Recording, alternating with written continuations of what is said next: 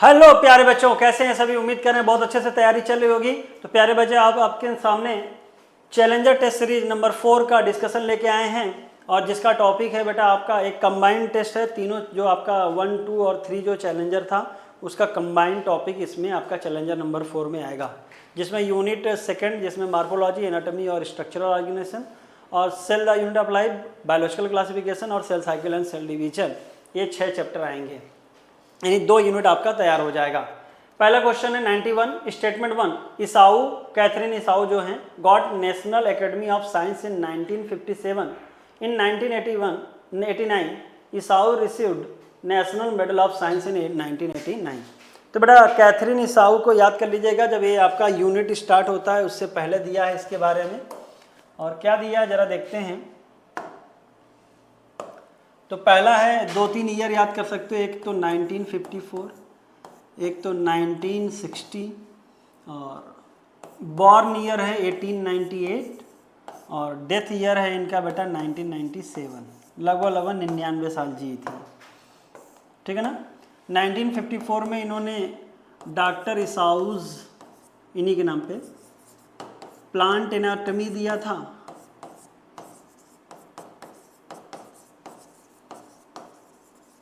और 1960 में anatomy of seed plant,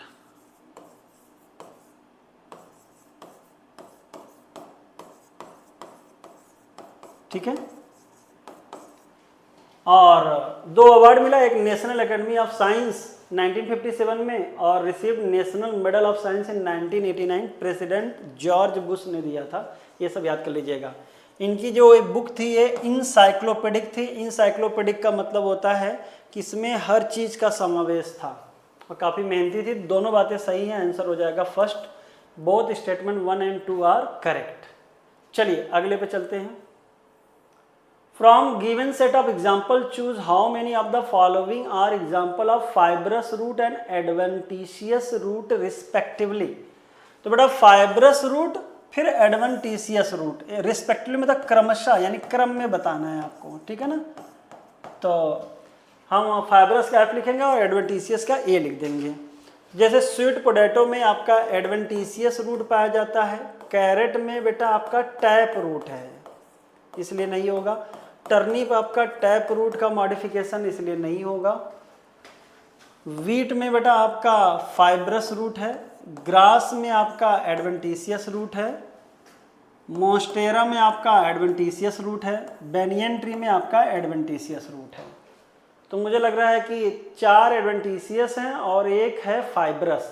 और सबसे पहले क्या पूछा? फाइब्रस। तो 1 और 4 आंसर हो जाएगा, यानी हो जाएगा फर्स्ट, ठीक है ना। तो ऐसे चूज करना था आपको, संख्या गिन के बतानी थी। Question number 93। Some plant of arid region modify their leaves into fleshy cylindrical structure as in euphorbia। तो एरिड रीजन यानी ऐसे क्षेत्र जहाँ पे सूखा हो, पानी की कमी हो, ना के बराबर पानी हो, ये वाटर लॉस को रोकने के लीफ को बदल देते हैं बेटा स्पाइन में, यानी एक मॉडिफिकेशन इसमें भी आएगा, लीफ का मॉडिफिकेशन में भी आएगा। और स्टेम को लीफ जैसा कर देते हैं लेकिन फ्लैशी सिलेंड्रिकल करेंगे तो आंसर होगा यूफॉर्बिया, और फ्लैशी फ्लैटेंड करेंगे तो आंसर हो जाएगा बेटा आपका अपोन्सिया। In grape vines leaf tendril are for help plant to climb, ठीक है। तो ग्रेप वाइन में याद रखना लीफ टेंड्रिल नहीं होता, स्टेम टेंड्रिल होता है, ठीक है। अब देखो ये तो गलत हो गया, लेकिन स्टेटमेंट 2 को जरा पढ़िए। लीव्स किस में बदल रहा है? स्पाइन में, और स्टेम बदलता है फ्लैशी सिलिंड्रिकल में। तो यहाँ पे लीफ स्पाइन बदल रहा है तो क्या होना चाहिए था? यहाँ पे लीफ की जगह स्टेम होना चाहिए था, इसलिए ये भी गलत हो गया। तो देखिए क्वेश्चन थोड़ा सा खाली मॉडिफाइड है। तो यहाँ पे क्या होना चाहिए था? Some plant of arid region modify their stem into fleshy cylindrical structure as in Euphorbia. तो यहाँ पे लीव्स दिया था इसलिए हमने स्पाइन लिख दिया पहले ही। तो लीफ स्पाइन में बदलता है बेटा, स्टेम ये बदलता था, तो दोनों बातें गलत हो गई।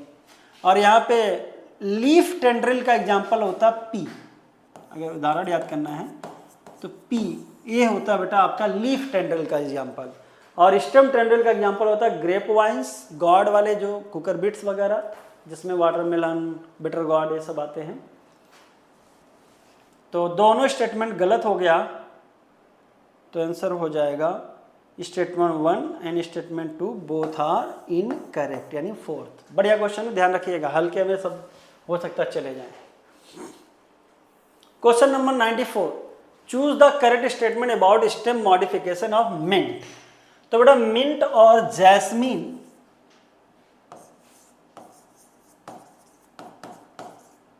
ये स्टोलन के कैटेगरी में आते हैं।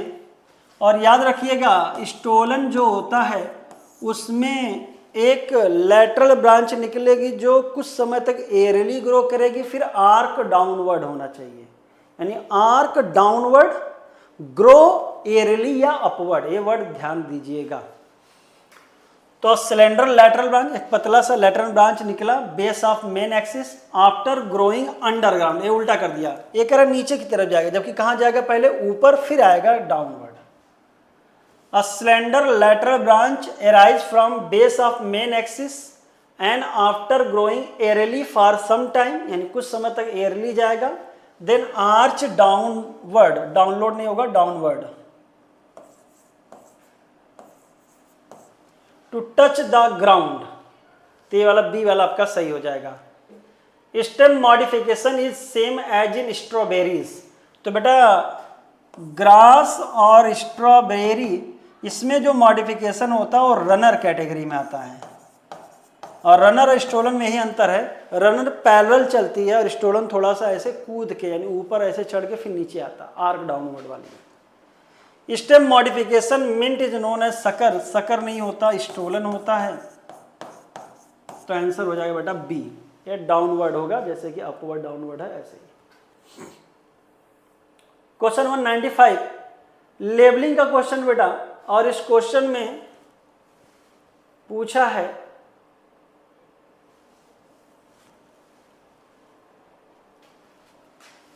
ए बी सी डी ई, लेकिन देखिए ए बी सी डी ई कैसे किया, उल्टा पुल्टा किया। देखिए यहाँ ए है, फिर सी है, फिर बी है, फिर डी है, फिर ई है, तो आपको पहचानना पड़ेगा।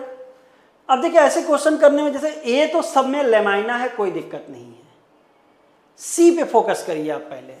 तो देखिए सी जो है ये लंबा सा स्टॉक है, इसको क्या बोलते हैं, पिटियोल। तो देखिए पिटियोल 2 में है,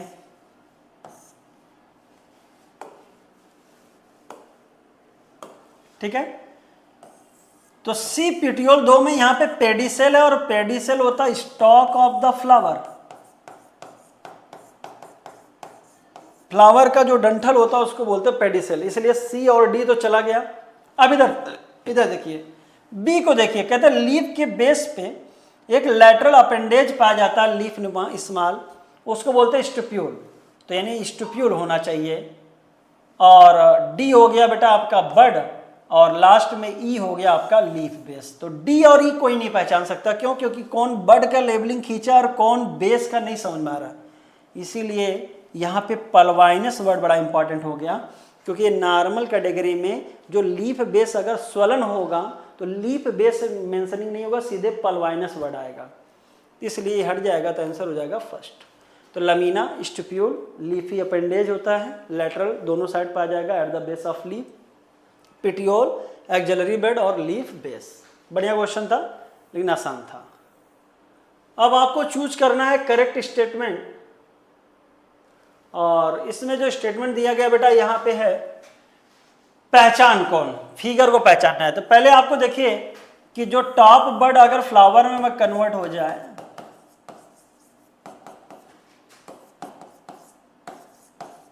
तो टर्मिनेट हो गया, यानी ग्रोथ कैसी हो गई, लिमिटेड।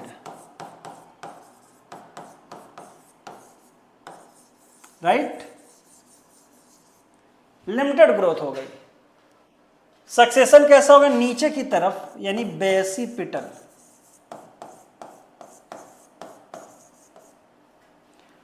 और ऐसे को बोलते हैं, लिमिटेड ग्रोथ को बोलते हैं साइमोच।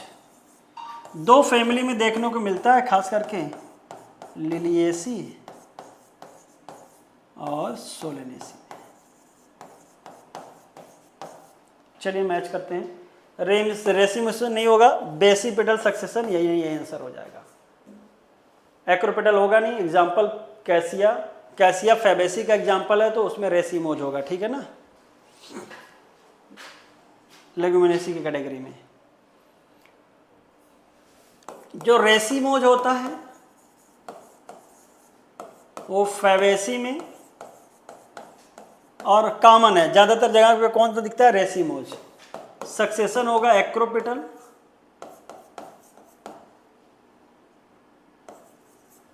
और अनलिमिटेड।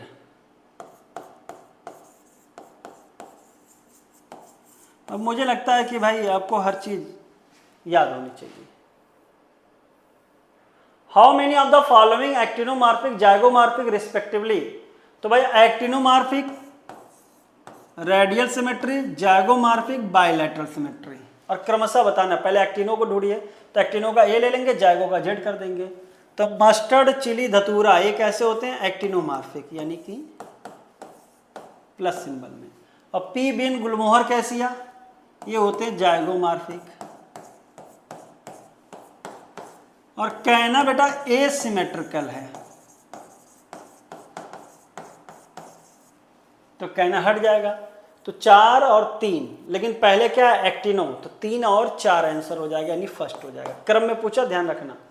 तो पहले एक्टिनो बताना, फिर जाइगो बताना है। मैच करके आंसर देना, मिस मैच, ध्यान रखिएगा।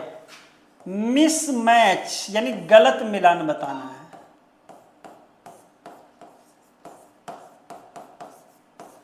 कौन सा मिलान गलत है। तो बेटा देखिए, अगर ये ओवरी के सब कुछ नीचे है तो यानी हाइपोगाइनस सुपीरियर,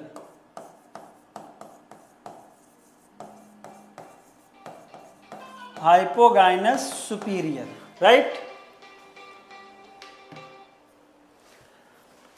अब हाइपोगाइनस सुपीरियर ये तो बेटा कॉमन होता है, और इसके एग्जाम्पल है mustard, chilli and datura. Mustard, chilli and datura, ये देखिए, ये दोनों क्या है, पेरीगाइनस।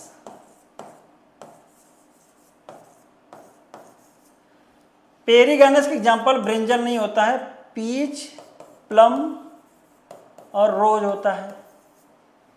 तो ये मैचिंग तो सही है, लेकिन ये वाली मैचिंग गलत होगी, तो आंसर तुम्हारा निकल के आया बी, ये गलत मिलान है। और ये एपीगाइनस यानी गाइनीशियम के ऊपर है, यानी इंफीरियर ओवरी।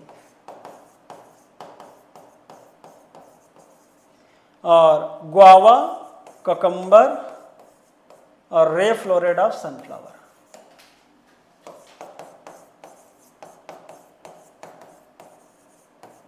रे फ्लोरेट ऑफ सनफ्लावर इसके उदाहरण है।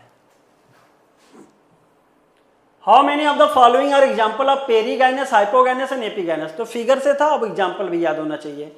तो सबसे पहले पेरीगाइनस है, फिर हाइपोगाइनस है, फिर एपीगाइनस है।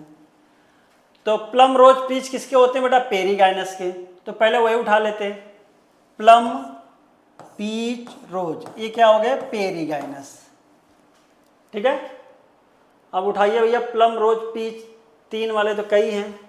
इसके बाद है हाइपोगाइनस, ज्यादातर होते हैं हाइपोगाइनस। तो आपको एपीगाइनस वाला ग्वावा, कुकुम्बर और रे फ्लोरेट ऑफ सनफ्लावर, और कुकुम्बर फैमिली है कुकुरबिटेसी का, वो भी उठाना पड़ेगा। तो ग्वावा, कुकुम्बर और रे फ्लोरेट ऑफ सनफ्लावर, ये हो गया बेटा तुम्हारा एपीगाइनस का। अब बेटा जरा देखिए कहाँ पे 3 लास्ट में है, बचा कितने, मस्टर्ड हो गया हाइपोगाइनस, चाइना रोज हो गया हाइपोगाइनस, ब्रिंजल हो गया हाइपोगाइनस, मटर की फैमिली फैबेसी में भी हाइपोगाइनस, एस्परेगस इसमें भी हाइपोगाइनस, लिलिएसी का एग्जांपल है। तो फैबेसी, सोलिनेसी, लिलिएसी, ब्रेसिकेसी सब हाइपोगाइनस है, ज्यादातर हाइपोगाइनस। हाइपोगाइनस है 5, तो 3, 5, 3 आंसर हो गया सी, ठीक है। तो याद होना चाहिए। How many of the following statements are true. Stamen united into one bundle that is monoadelphous, सही है। अगर बेटा स्टेमन्स एक बंडल में आए तो मोनोएडल्फस बोलते हैं, चाइना रोज एग्जांपल होता है।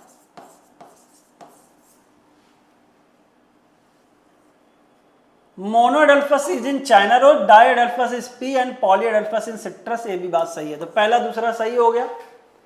Variation in length of filament within a fruit as in salvia and mustard.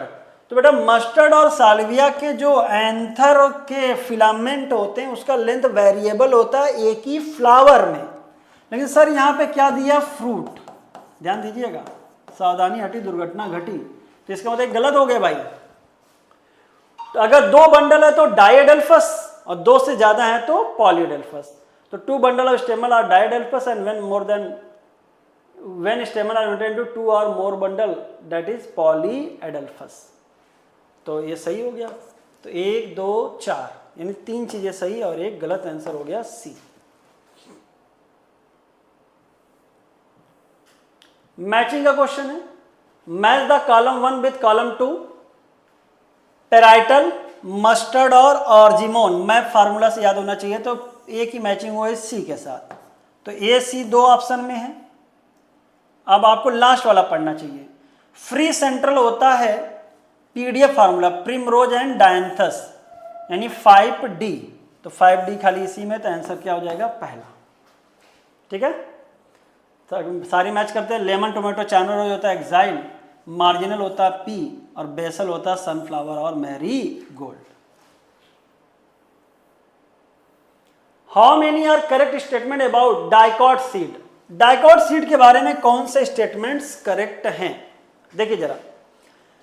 टेस्टा and inner layer is one of 2 layer of seed coat. तो भाई सीड कोट में अगर 2 लेयर होता तो टेस्टा और टेगमेन होता है। टेस्टा आउटर होती है ना कि इनर।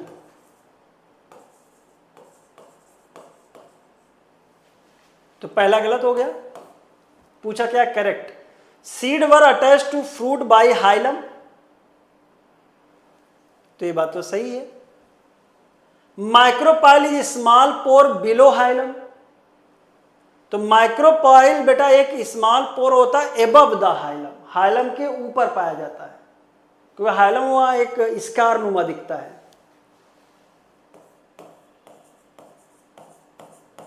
ये भी गलत हो गया। कैस्टर बेटा एक इंडोस्पर्मिक सीड है, डाइकॉट होता है।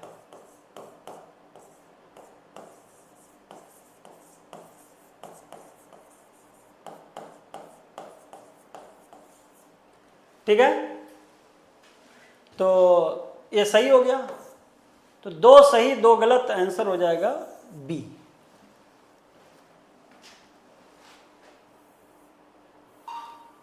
How many of the following is wrong stated statement. इनमें से कौन से स्टेटमेंट रॉन्ग हैं। Generally monocot seeds are non endospermic. Monocot seed generally non endospermic होते हैं, बिल्कुल सही है। एक्सेप्शन के रूप में क्या है, ऑर्किड, जो कैसा होता है, endospermous. Orchid is an example of dicot seed. नहीं भाई, ये मोनोकाट होता है और एक्सेप्शन है, इसलिए गलत हो गया। इन मेज seed code fuse with fruit ball, बिल्कुल सही है, इसलिए इनको बोलते हैं अनाज यानी सरल। ऑर्किड इज इंडोस्पर्मिक सीड, सही है। तो 3 सही 2 गलत, लेकिन पूछा क्या है, रॉन्ग पूछा है, ध्यान दीजिएगा। तो पहला सही, दूसरा गलत, तीसरा सही और चौथा सही। गलत कितना है, खाली 1। तो आंसर हो जाएगा फर्स्ट। बहुत बढ़िया क्वेश्चन था, ध्यान दीजिएगा। Label A B C D and E. अब देखिए ए को लेबलिंग करिए। ये तो सबसे आसान है, क्योंकि ये सील्ड शेप्ड क्या होता है, स्क्यूटेलम। ये क्वेश्चन आ चुका है, ध्यान रखिएगा, बड़ा इंपॉर्टेंट होता है। मेज का दिखाया है तो भाई मोनोकाट है, और मोनोकाट में सबसे ऊपरी कवर का नाम होता है कोलियोप्टाइल और सबसे निचले कवर का नाम होता है कोलियोराइजा, और यहीं से काम होता है खत्म। तो ई हो गया coleoptile,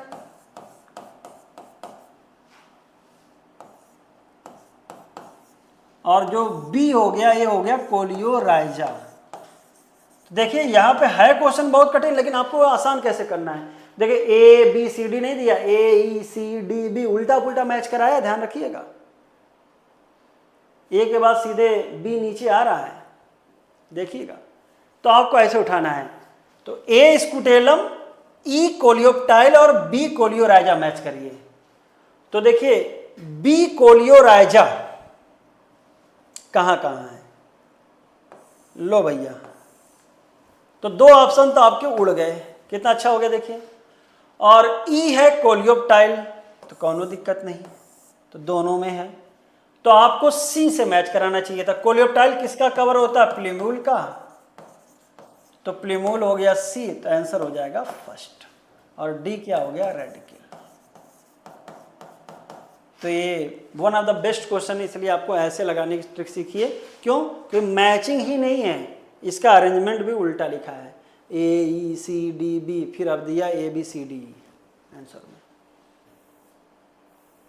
question number 105, how many of following is incorrect about Brassicaceae. तो ब्रेसिक एसिड का फार्मूला आपको याद होना चाहिए, actinomorphic, hermaphrodite, bisexual, KCAG, gynoecium syncarpous superior, 2+4 androecium में, 2 बाहर 4 अंदर, कार्पेल C4 एक ही में वाल्वेट, और कैलिस करोला के पेटल, और कैलिस के सेपल बेटा 2+2। लेकिन पूछा इनकरेक्ट, तो एक्टिनोमार्फिक है, ये तो सही हुआ, लेकिन पूछा क्या है गलत, तो जाइगोमार्फिक नहीं होगा। बाइसेक्सुअल है तो सही, लेकिन पूछा क्या है गलत, K4 नहीं, K2+2 होता है, सुपीरियर सही। C2+2 नहीं है, 4 है लेकिन ब्रैकेट नहीं है, तो 4 चीज़ें गलत हो गई और 3 सही। पूछा क्या गलत, तो आंसर हो जाएगा डी, यानी 4 चीज़ें क्या हो गई गलत, तो 105 का करेक्ट आंसर हो जाएगा D. How many of the following are endospermous seed. तो बेटा अगर आपके सिलेबस में जो फैमिली है उसमें इंडोस्पर्मस देखना है तो सोलेनेसी, लिलिएसी,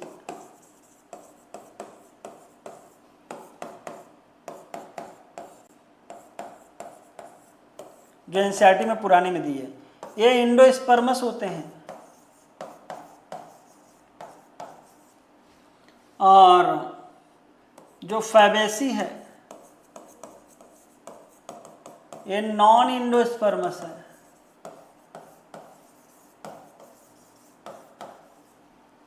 तो पहले फैबेसी का उदाहरण हटा दीजिए, तो फैबेसी में आ जाएगा आपका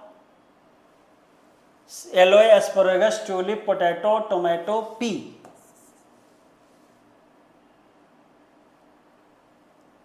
सेसबेनिया, ट्राइफोलियम, ल्यूपिन या स्वीट पी, मुलैठी।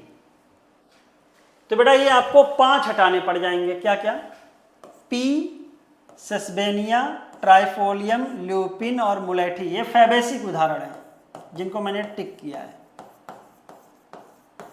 यानी ए हो गया बेटा नॉन इंडोस्पर्मस। तो बचा कौन कौन सा, सोलेनेसी और लिलिएसी में, जैसे एलोए, एस्पैरागस, ट्यूलिप, ग्लोरियोसा, ये सब किसके होते हैं बेटा, ये होते हैं लिलिएसी के। पोटैटो, टोमेटो, पिटूनिया, चिली, ये हो गए बेटा आपके किसके, सोलेनेसी के। और अशुगंधा, कॉलचिकम, ऑटोनेल, ये हो गए बेटा लिलिएसी के। तो कितने हुए जरा गिनिए, 1 2 3, कलर चेंज करके गिने,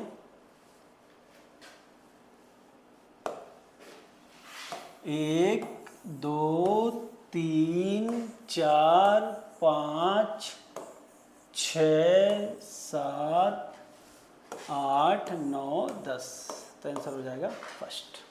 ठीक है ना, तो ढूंढोगे नहीं ढूंढ पाओगे, ऐसे कर सकते थे। फैबेसी हटा दिया, बाकी सब क्या हो जाएंगे endospermous. Consider the following statement, a tissue is compose of similar cells which perform specific function. तो सही बात है भाई, टिश्यू सिमिलर सेल्स का बना होता है जो एक स्पेशल फंक्शन परफॉर्म करता है। Epithelial tissue are characterized by a free surface toward body fluid या आउटसाइड इन्वायरमेंट। तो या तो जैसे स्किन है तो आउटसाइड इन्वायरमेंट को फिक्स करेगा, और जो हमारे ऑर्गन की कवरिंग होगी जैसे ब्लड वेसल की कवरिंग है तो इनसाइड इन्वायरमेंट या कोई बॉडी फ्लूइड को कवर करेगा जैसे कि कैपिलरीज में। तो दोनों बातें सही हैं, तो बोथ ए एंड बी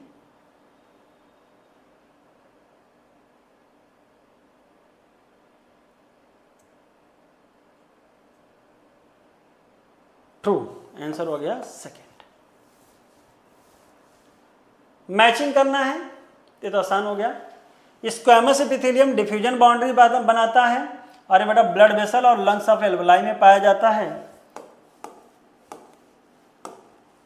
तो पहले की मैचिंग हुई 2 के साथ। तो देखिए आंसर तो आपको यहीं पे आ गया। क्यूबाइडल एपिथेलियम बेटा duct of gland and tubular part of nephron, यहाँ के बोलते हैं brush border epithelium. Columnar stomach और इंटेस्टाइन की वॉल में पाया जाता है। Question number 109, match the following columns, column 1 with column 2। Matching का क्वेश्चन है, चलिए मैच करते हैं। गॉबलेट सेल बेटा यूनिसेलुलर ग्लैंड होती है, तो एक ही मैचिंग हुई 2 के साथ। आंसर तो आपको आ गया। अब जरा देखिए, पीसीटी में आता है क्यूबाइडल एपिथेलियम, ब्रश बॉर्डर होता है। बक्कल कैविटी और आपका फेरिंग्स ये होता है कंपाउंड एपिथेलियम और ड्राई सरफेस ऑफ स्किन। और सलाइवरी ग्लैंड कैसी ग्लैंड होती है? Multicellular gland. Assertion and reason. Assertion, compound epithelium is compose of a layer with 2 or more number of sales.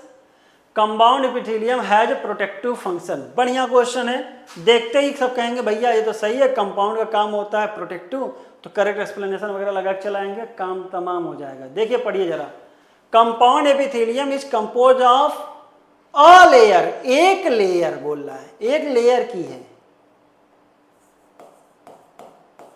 With एक लेयर है जिसमें 2 या 2 से ज्यादा सेल्स पाए जाते हैं। उल्टा कर दिया हमने, लाइन गलत है, सही लाइन क्या है? Compound epithelium is composed of 2 or more layer of sales. 2 या 2 से ज्यादा लेयर, वो भी लेयर किसकी बनी है? सेल्स की बनी है। देखिए कितना जबरदस्त क्वेश्चन है। तो इसका जो लाइन सही बनेगा लिख देते हैं, 2 और मोर लेयर, 2 या 2 से ज्यादा परत होगी और किसकी बनी होगी? सेल्स की। ये है लाइन सही। बाकी कंपाउंड एपिथेलियम का काम प्रोटेक्टिव होता है क्योंकि लेयर ऑफ सेल्स, जो लेयर्स हैं 2 या 2 से ज्यादा होती हैं। तो assertion false but reason is true, answer हो जाएगा सी। बढ़िया question. Question number 111, in the below diagram, तो मैचिंग करने वाला है। देखिए जो उबड़ खाबड़ ऐसे देखेगा शेप नहीं डिफरेंट होगा मैक्रोफेज, यानी WBC का टाइप होता है जब टिश्यू में आके बैठ जाए। ये है मास्ट सेल, तो ए मैक्रोफेज कितने कितने में है? 3 में, और मास्ट सेल है 2 में, तो पहला और सी गया। बी बेटा आपका फाइब्रोब्लास्ट है क्योंकि हरा वाला है,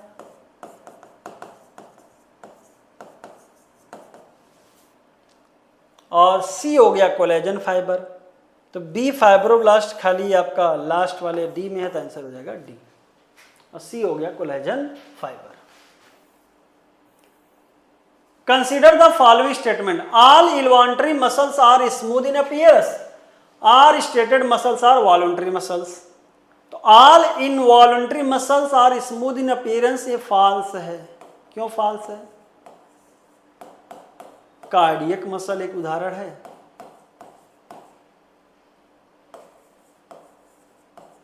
बेटा कार्डियक मसल इनवॉल्युंटरी नेचर की तो होती हैं, लेकिन देखने में स्ट्राइप्ड और ब्रांच्ड होती हैं। ऑल स्ट्रेटेड मसल और वॉलंटरी मसल, तो इसका भी उदाहरण क्या आया? कार्डियक। कार्डियक स्ट्राइप तो है लेकिन फंक्शन में कैसा? इनवॉल्युंटरी। तो दोनों बात गलत हो गई, both A and B are false.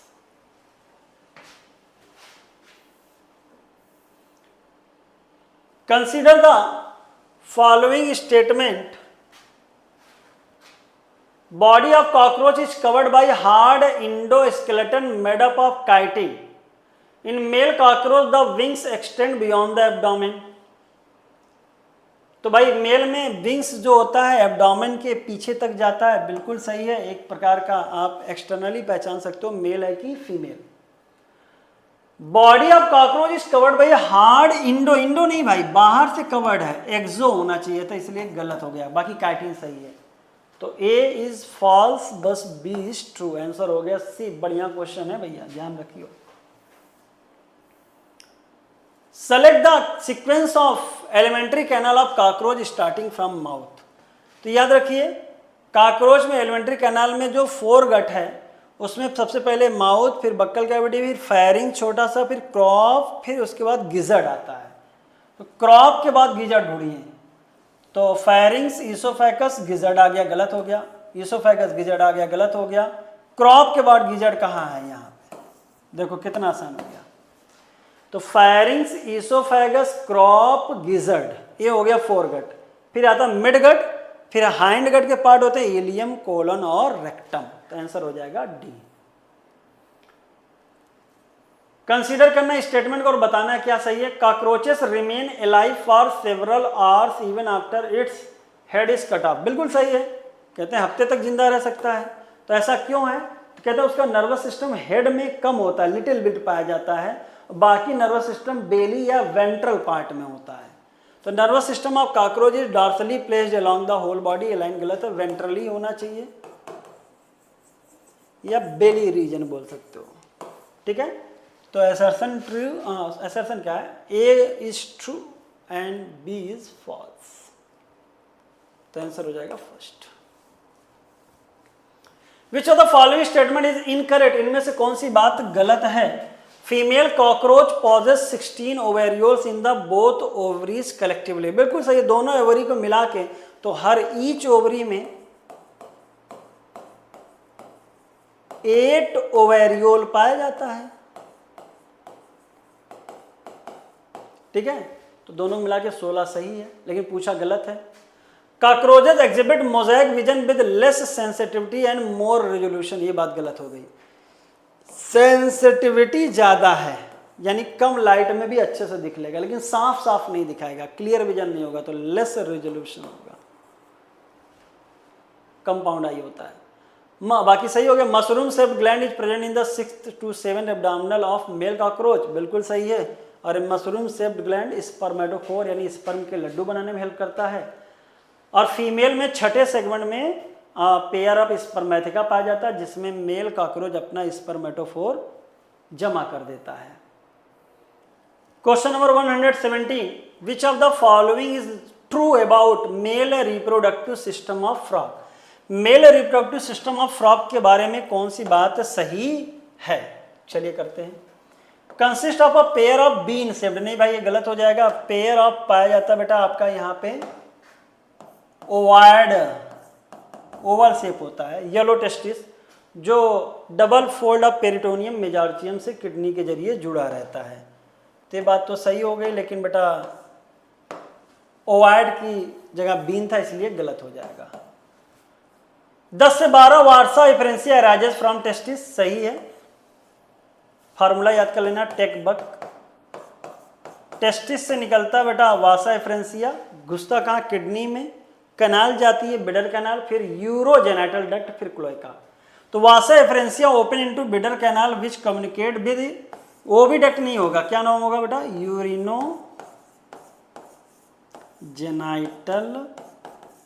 Duct. ये भी गलत हो गया, तो आंसर हो जाएगा बी। यही सही रहा, बाकी सब क्या रहे बेटा? गलत रहे, ठीक है ना।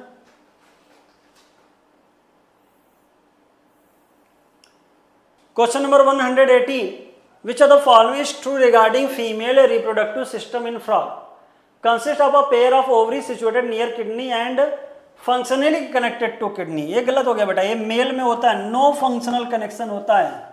फीमेल में ओविडक्ट अलग खुलेगा। अ pair of oviduct open into cloaca separately. बिल्कुल सही है, लेकिन फीमेल लेज 25 से 30,000। ये गलत हो गया। कितना होता है बेटा? 250 से 3000 एग्स। तो ये भी गलत हो गया।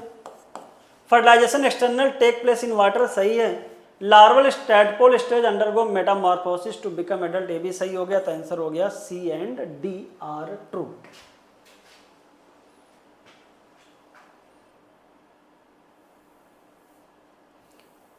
Question number 19, venous system between which organ is called hepatic portal system? तो बेटा लीवर और इंटेस्टाइन और किडनी और लोअर पार्ट ऑफ बॉडी से आता है रीनल पोर्टल सिस्टम। तो लीवर और इंटेस्टाइन, तो आंसर हो जाएगा बोथ ए एंड बी। और kidney and lower part of body से जो चलता है वो हो जाता है बेटा रीनल पोर्टल सिस्टम, जो कि फ्रॉग का फीचर है, हमारे में नहीं होता। Which of the following is not true? The vascular system of frog is well developed, closed type and also a lymphatic system is present. बिल्कुल सही, हमारे जैसा ही होता है, बस आरबीसी वाला डिफरेंस हो जाएगा। Vascular system consists of blood vessel, heart and blood, बिल्कुल सही है।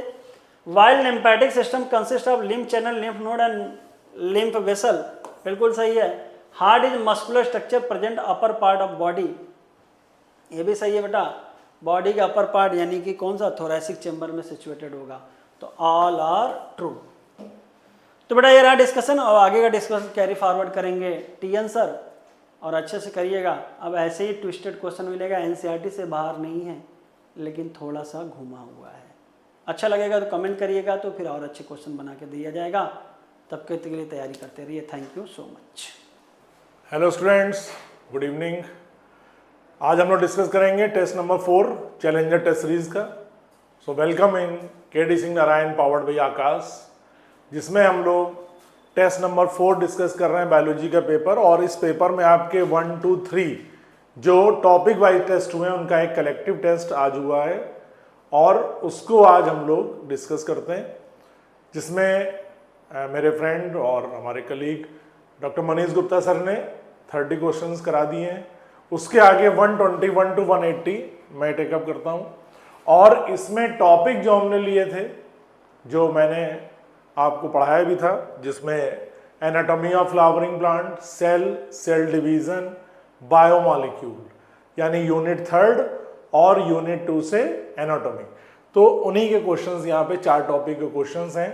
और इन क्वेश्चन की हम लोग बात करें तो यहाँ पहला क्वेश्चन दिया है, क्वेश्चन नंबर 121 पे, कि identify the correct statement, identify the correct statement. इनमें से करेक्ट स्टेटमेंट निकालने हैं, कौन सा करेक्ट है। The sieve tube element, the sieve tube element and companion cells के बारे में पूछा गया है आपसे। Connected by pit field present between their common longitudinal wall. Sieve tube और कॉम्पेनियन सेल्स हम जानते हैं मेजर कंपोनेंट है फ्लोएम में, और ये इंटरकनेक्ट भी रहते हैं, ये बात सही है। दूसरा दिया है phloem parenchyma is made up of elongated non tapering cylindrical cell which has scanty cytoplasm. तो आप जानते हैं पैरेन्काइमा जो है वो एलोंगेटेड नहीं है, आइसोडायमेट्रिक है। ठीक, ये स्टेटमेंट सही नहीं है, हमें करेक्ट ढूंढने हैं। Phloem fibres are made up of parenchymatous sales.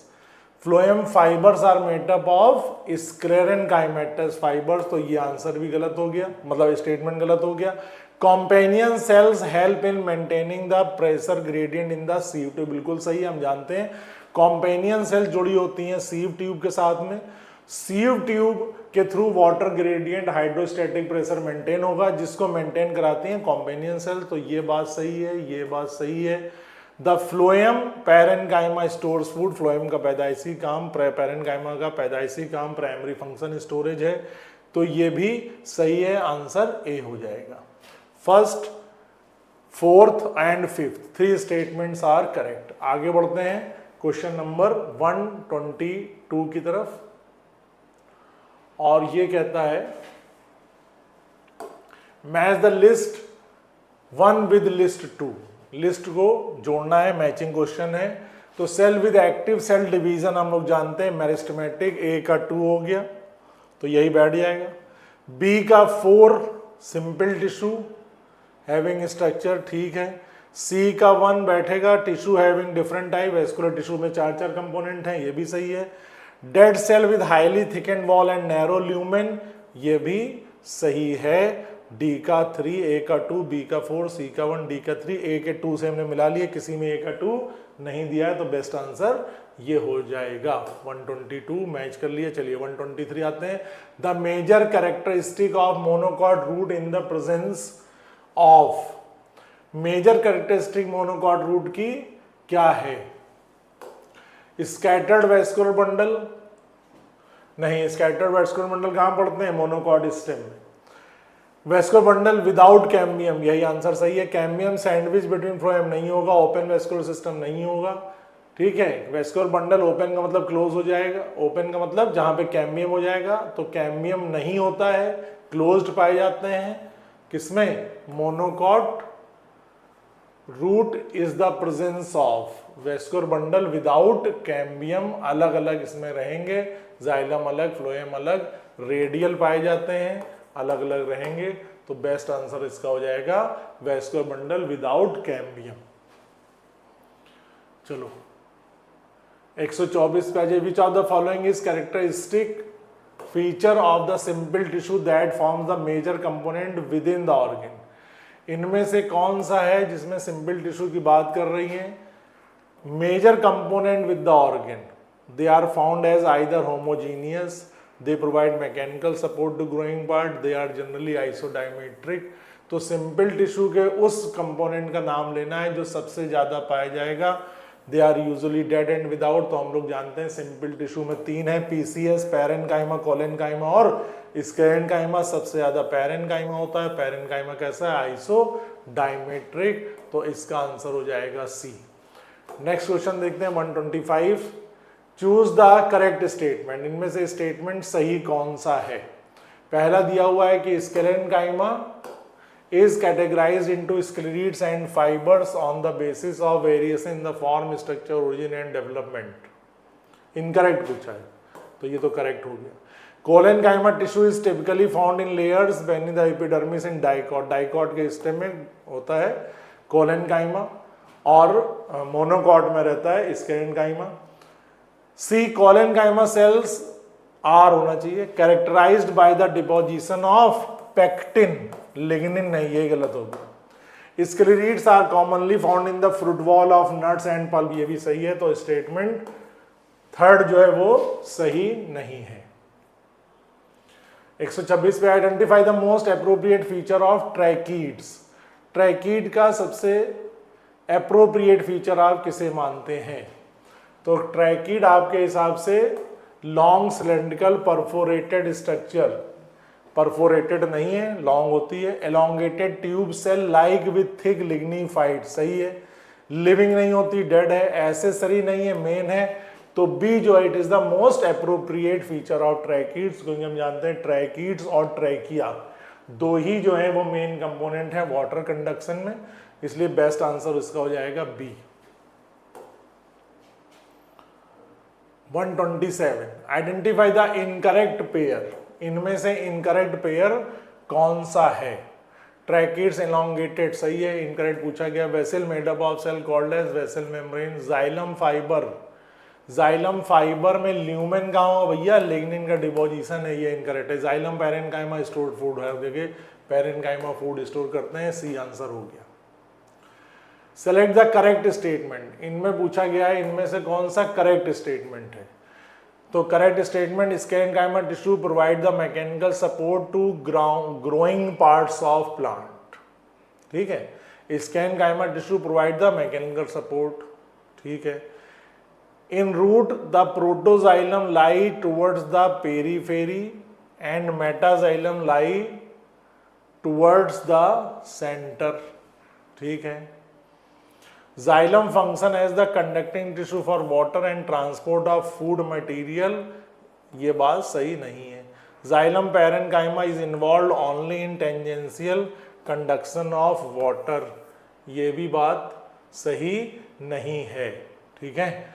कौन सा बात सही है, ये भी सही हो जाता अगर क्या हटा देते, ग्रोइंग पार्ट्स ऑफ प्लांट्स, ठीक है। स्क्लेरेन्काइमा मैकेनिकल सपोर्ट देता है सारे प्लांट को, ये नहीं कि सिर्फ ग्रोइंग पार्ट को।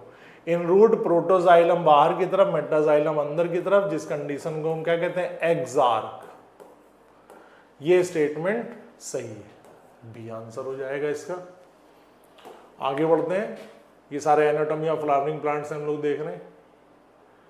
स्टेटमेंट वाइज क्वेश्चन दिया हुआ है, इसमें आपको बताना है कौन सा स्टेटमेंट सही है, कौन सा स्टेटमेंट सही नहीं है, या दोनों सही है। पूछा गया है कि gymnosperm are characterized by the presence of vessels, नहीं, क्योंकि जिम्नो है, जिम्नो में वेसल्स हो जाएंगे तो एनजी हो जाएगा, तो ये स्टेटमेंट गलत है। In endarch condition the protoxylem lies towards the pith, protoxylem अंदर की तरफ होगा, और metaxylem towards the periphery of the organ. ये स्टेटमेंट सही है, तो स्टेटमेंट 1 इज इनकरेक्ट और स्टेटमेंट 2 इज करेक्ट। ये आंसर हो जाएगा आपका 129 का बी। 130 पे आ जाइए, आइडेंटिफाई द इनकरेक्ट स्टेटमेंट। इनमें से कौन सा स्टेटमेंट इनकरेक्ट है?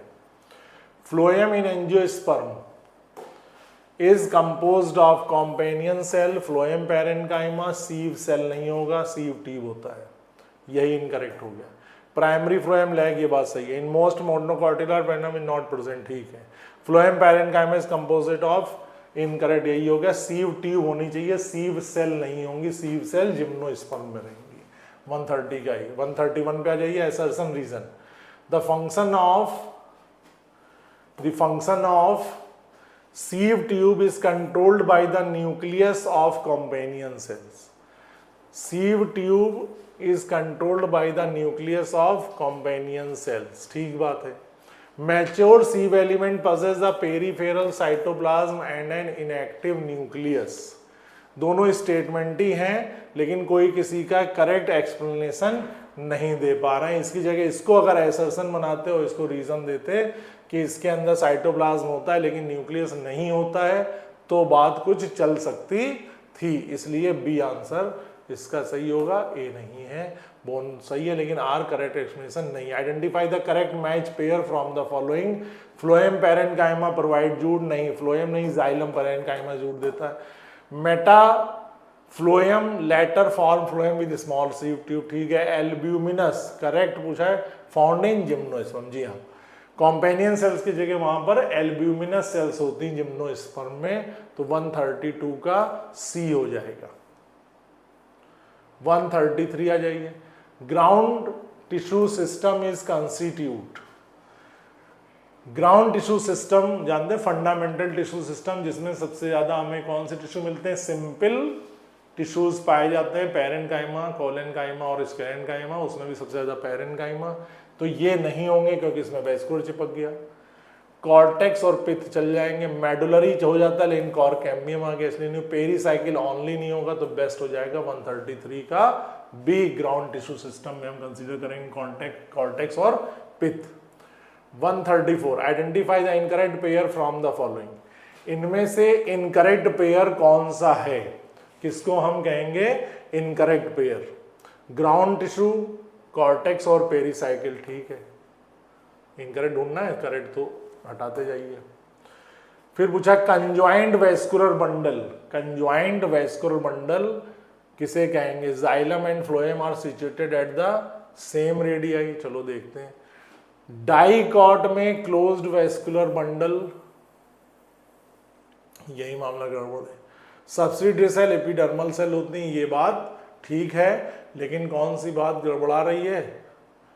इनकरेक्ट हो रहा। कंजॉइंट वेस्कुलर बंडल जो है वो हमें कैसे दिखाई देंगे?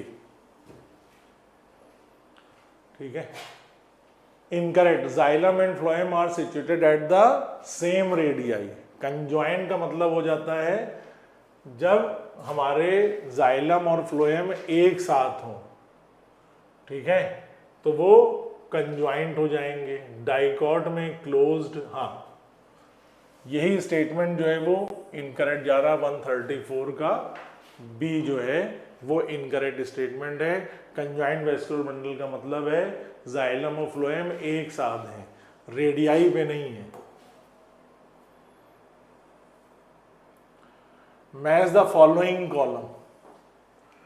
इनमें से कॉलम को मैच कराना है।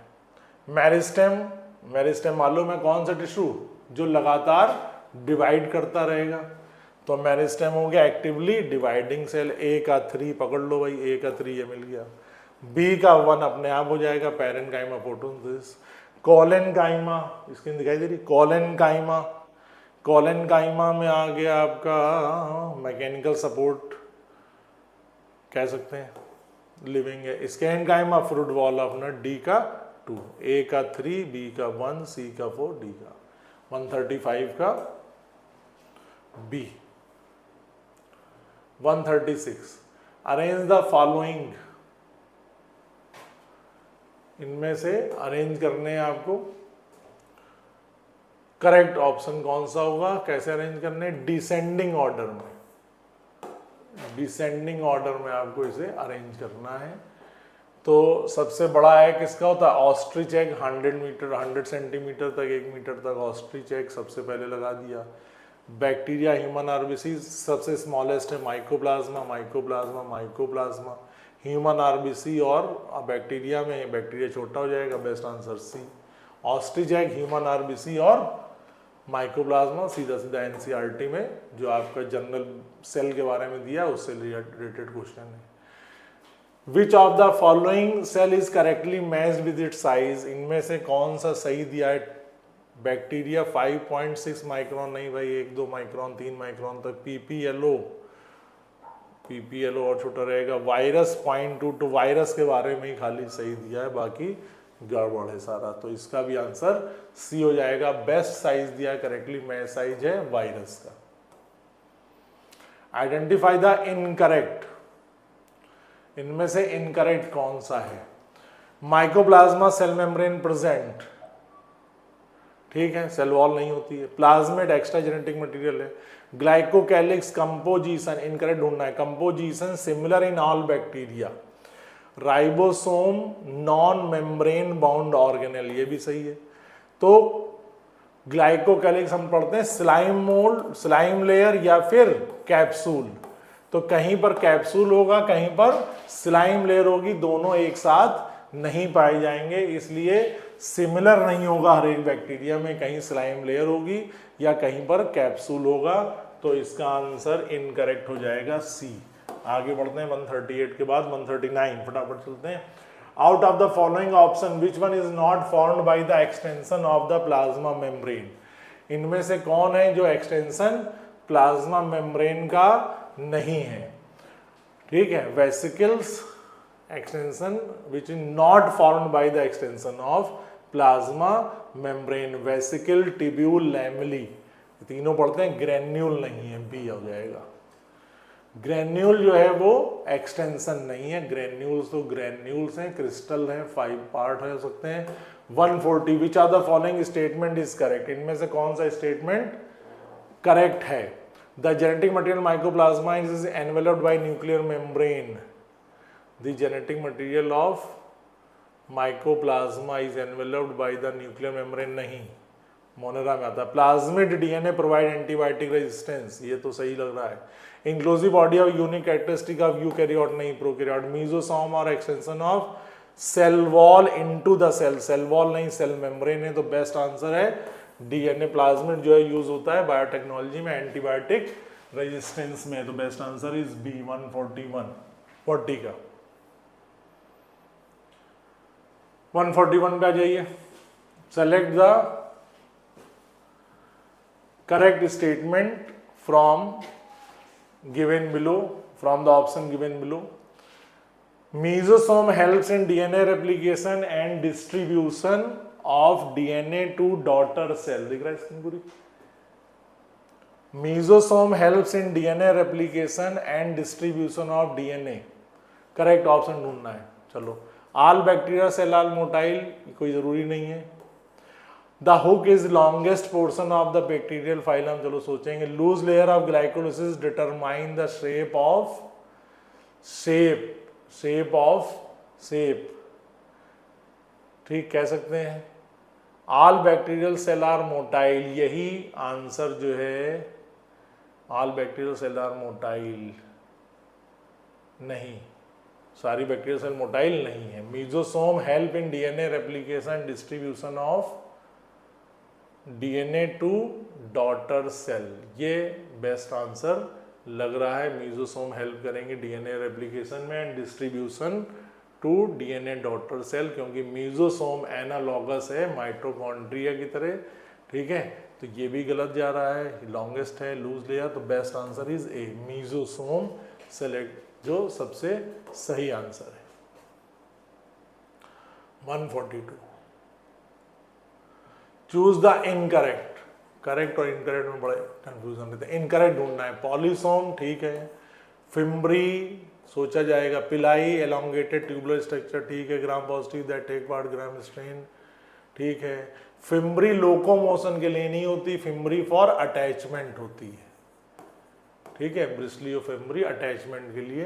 तो आंसर हो जाएगा बी, 142 का बी। चलो 143,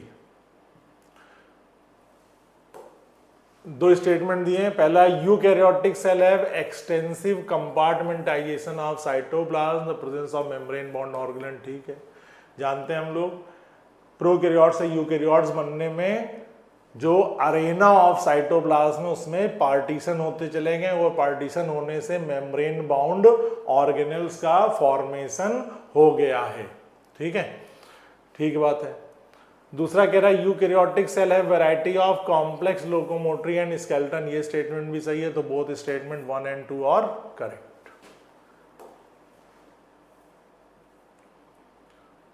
आ जाइए, दो स्टेटमेंट दिए। A number of protein synthesis by ribosome on the ER are modified in the cisternae of Golgi complex, सही बात है। कुछ भी जो ER में बनता है वो गोल्जी में मॉडिफाई होगा, सिंथेसिस ER में होगा, मॉडिफिकेशन गोल्जी में होगा, ठीक है, स्टेटमेंट। दूसरा कह रहा था stroma of the chloroplast contains enzyme require for synthesis of carbohydrate and lipid, नहीं, ये स्टेटमेंट सही नहीं है। तो first is correct, second is wrong. चलिए आगे बढ़िए। 145,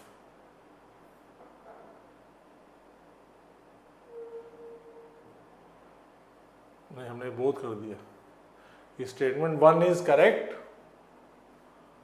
आगे जरा, statement 1 is correct, second is wrong, 1 is correct but statement 2 is incorrect, ठीक है, ए आंसर हो जाएगा। 145, रीड द फॉलोइंग, सेट नहीं पाता है। Read the following statement, choose the option with all correct statements.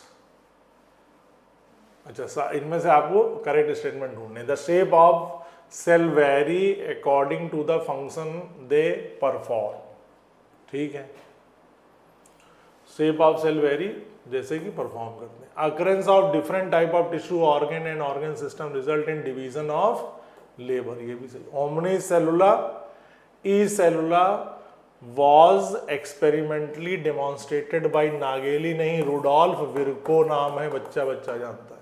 Viruses are an exception of cell theory, ठीक है। तो फर्स्ट सही है, सेकंड सही है, थर्ड गड़बड़ हो गया, फोर्थ सही है, फर्स्ट, सेकंड और फोर्थ। आंसर हो जाएगा 145 का सी। इसमें से ये गड़बड़ हो गया, उसमें गड़बड़ी क्या हो गई, omnis cellula cellula was given by Nageli, नहीं, रुडोल्फ विर्को होना चाहिए था। तो चारों स्टेटमेंट सही हो जाते। आ जाइए भाई 146 पे।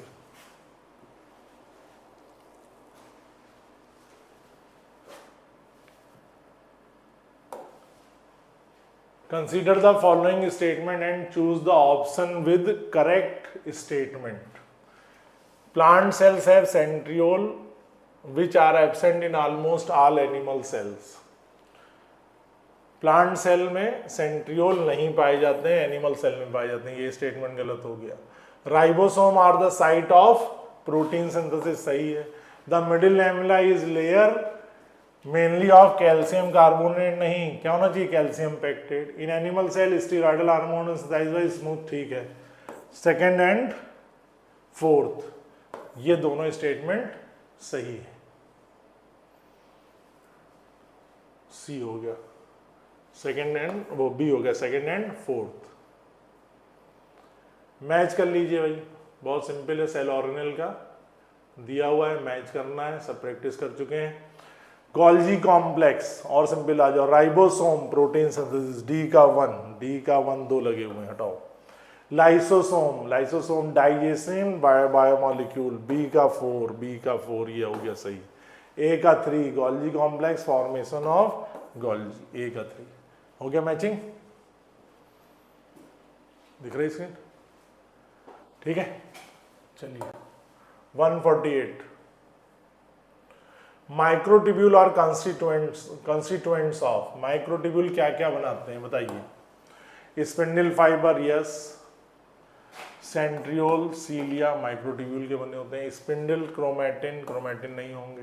सेंट्रोसोम नहीं होगा, न्यूक्लियोसोम नहीं होगा, ठीक। सीलिया फ्लैजिला पैरोक्सिसोम कहाँ से हो जाएंगे? तो बेस्ट आंसर ए हो जाएगा 148 का ए। माइक्रोट्यूब्यूल बनाएंगे स्पिंडल फाइबर को, सेंट्रियोल को और सीलिया को, ठीक है। आगे बढ़िए 149 आइडेंटिफाई द इनकरेक्ट स्टेटमेंट। इनमें से कौन कौन से स्टेटमेंट इनकरेक्ट है? Endomembrane system include plasma membrane, vacuole, Golgi and mitochondria नहीं है, वरना ये सही हो जाता। Golgi complex help in synthesis of protein, ये भी बात सही नहीं। Mitochondria helps in oxidative phosphorylation generation of protein, yes, तभी तो उसको कहते हैं oxidative phosphorylation.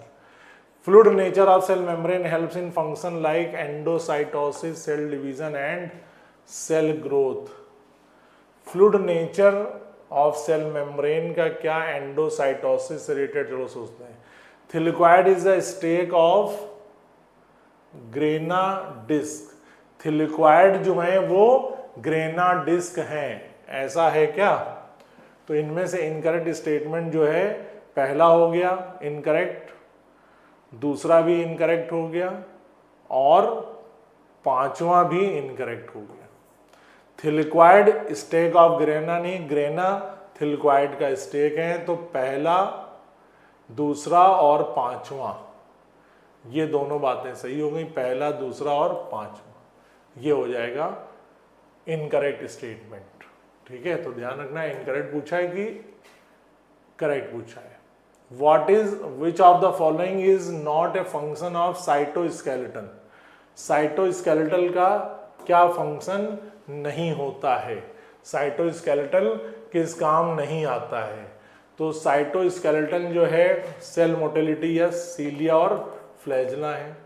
Support of organelle yes, maintenance of cell shape, intracellular transport करने के काम नहीं आता। ट्रांसपोर्ट करने में नॉट फंक्शन लिखेंगे, ट्रांसपोर्ट करने में हमारा आता है that is packaging, processing, transport, Golgi के लिए। तो ये हो जाएगा 150 का ए आंसर करेक्ट हो जाएगा। नेक्स्ट आ जाइए 151।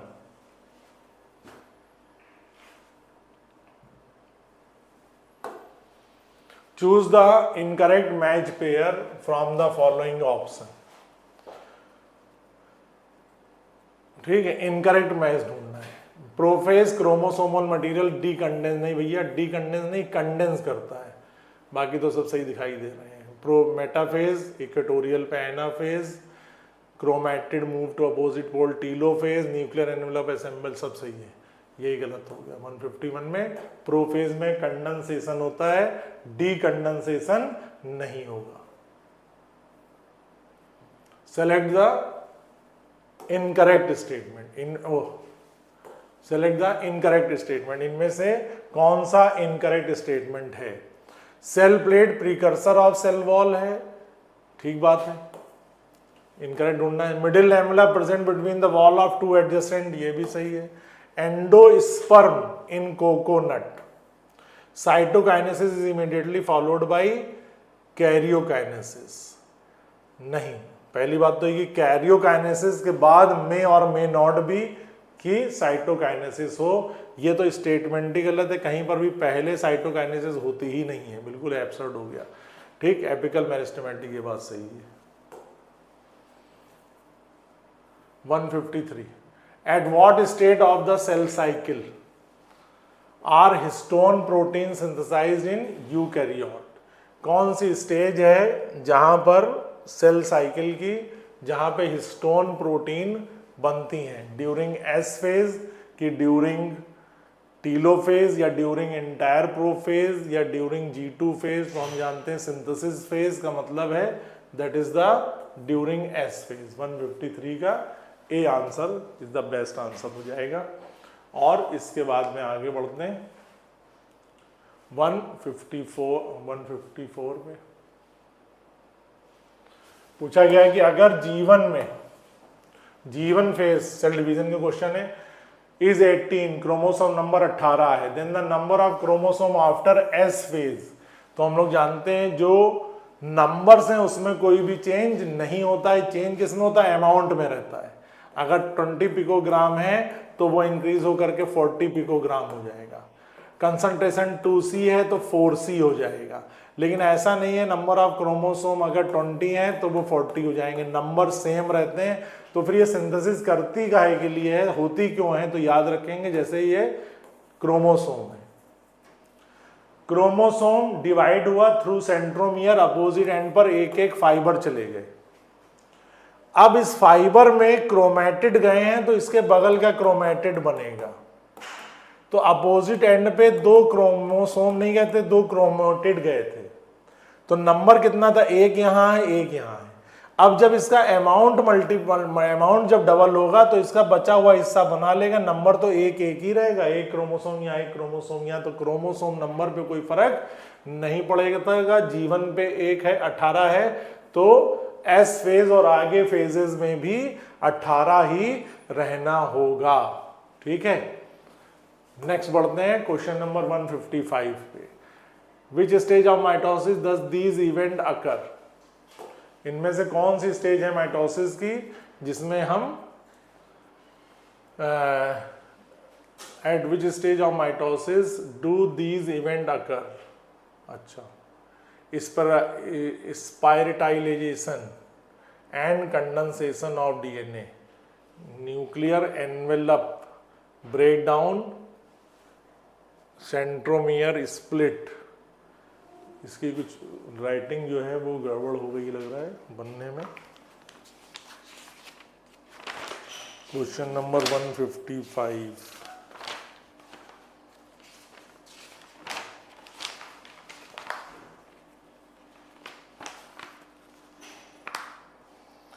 Do this event occur? Spiralisation and condensation, nuclear envelope breakdown and equatorial line, centromere split. ठीक है, तो ये इवेंट कहां पे होगा, ये इवेंट कहां पे होगा, ये इवेंट कहां पे होगा? तो सेंट्रोमियर हम लोग जानते हैं हमेशा कहां डिवाइड होते हैं, एनाफेज में। सेंट्रोमियर हमेशा एनाफेज में डिवाइड होंगे, तो इसका ये हो जाएगा। और जब ये पकड़ लिया हमने तो सब अपने आप ही पकड़ लेंगे। कंडेंसेशन हमेशा कहाँ पे होगा, प्रोफेज में। न्यूक्लियर में ब्रेकडाउन इक्वेटोरियल लाइन दिखाई देगी मेटाफेज में। तो बेस्ट आंसर 155 का सी हो गया, कंडेंसेशन प्रोफेज में, इक्वेटोरियल लाइन न्यूक्लियर पूरी तरीके से गायब हो जाएगी मेटाफेज में, और स्ट्रक्चर दिखाई दे रहे होंगे कौन से, सेंट्रोमियर की स्प्लिटिंग दिखाई दे रही होगी किसमें, एनाफेज में। चलिए 156 पे आ जाइए। At what stage of meiosis, meiosis की कौन सी स्टेज है जहां पे genetic constitution of gametes is finally decided? ठीक है, बात समझे, कौन सी स्टेज है जहां पे हम डिसाइड कर लेंगे कि आने वाले टाइम में ये प्लॉइडी हैप्लॉइड होगा कि डिप्लॉइड होगा। ये डिसाइड हो जाएगा जहां पे क्रोमोसोम डिवाइड हो रहे होंगे। तो ये थ्रू सेंट्रोमियर होंगे या विदाउट सेंट्रोमियर होंगे, उससे डिसाइड हो जाएगा।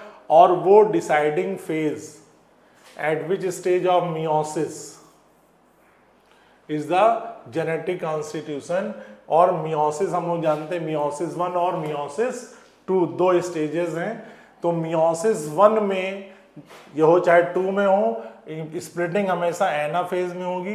तो एनाफेज 1 में ही डिसाइड हो जाएगा कि आगे प्लॉइडी एन रहनी है या 2n रहनी है, क्योंकि हम जानते हैं एनाफेज 1 में without centromere chromosome opposite pole पे चले जाएंगे, हैप्लॉइडी हो जाएगी।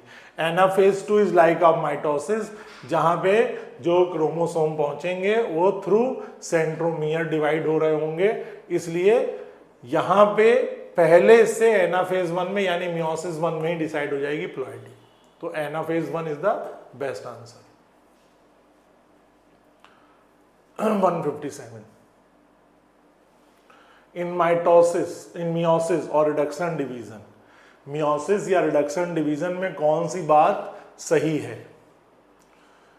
एवरी क्रोमोसोम बिहेव्स इंडिपेंडेंटली, इनमें से सारे क्रोमोसोम इंडिपेंडेंटली बिहेव करते हैं। चलो देखते हैं।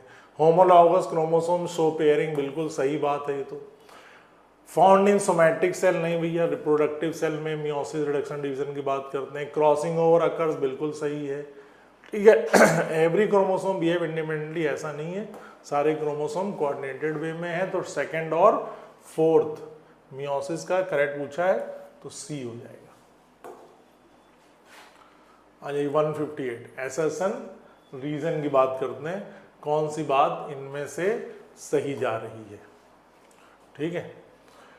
सम cells undergo G2 phase due to inactivation of cell cycle, G0 phase, sorry, ठीक है। Some cells undergo G0 phase, G0 phase is the quiescent phase, inactive phase होता है जिसमें डिवीजन नहीं होगा। Cell division stage disturbing the ratio between the nucleus and the cytoplasm.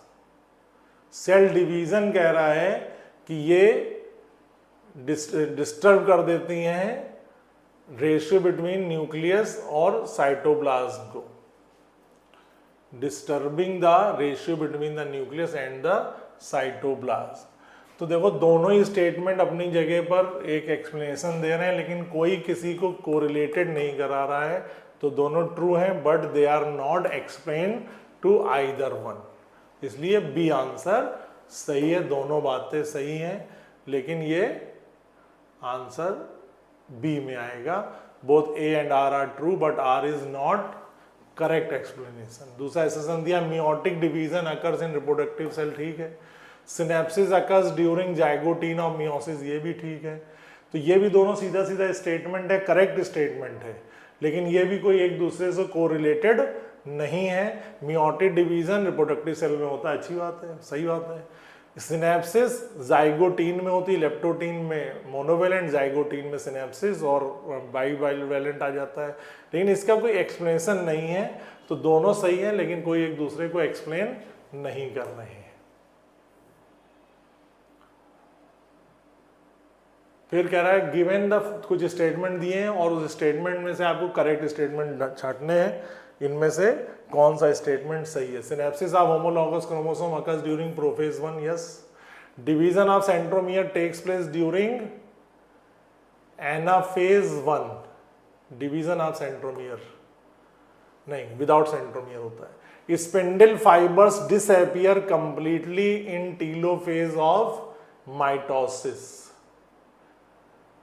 ठीक है, ये बात भी सही है। स्पिंडल फाइबर पूरी तरीके से टीलोफेज में खत्म हो जाते हैं, ये बात बिल्कुल सही दिखाई दे रही है, ठीक है।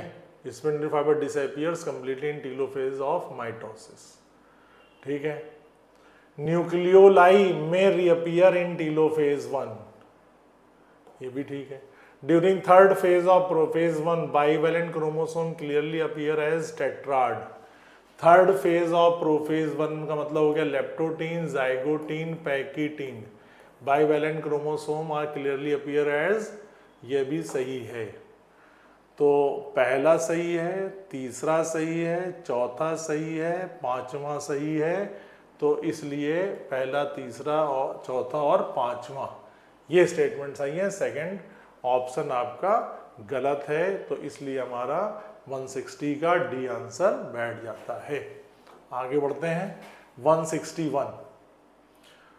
रीड द फॉलोइंग स्टेटमेंट, इनमें से फॉलोइंग स्टेटमेंट जो दिए हुए इनको पढ़िए और पढ़ने के बाद बताना क्या है हमें वो देख लेते हैं। How many statements are correct, इनमें से कौन सा स्टेटमेंट करेक्ट है।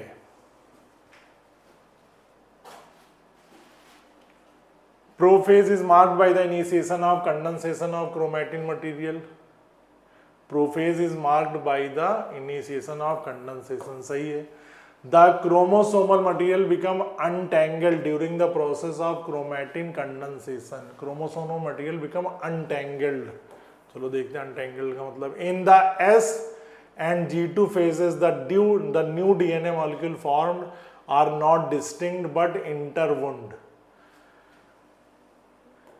G1 और S फेज में new DNA molecule are formed, ये बात गलत है। Nuclear envelope remains intact throughout the prophase. Nuclear envelope ये एंड में आते आते खत्म हो जाएगा भैया। At the end of prophase when viewed under microscope a cell show distinct Golgi ER and nucleolus.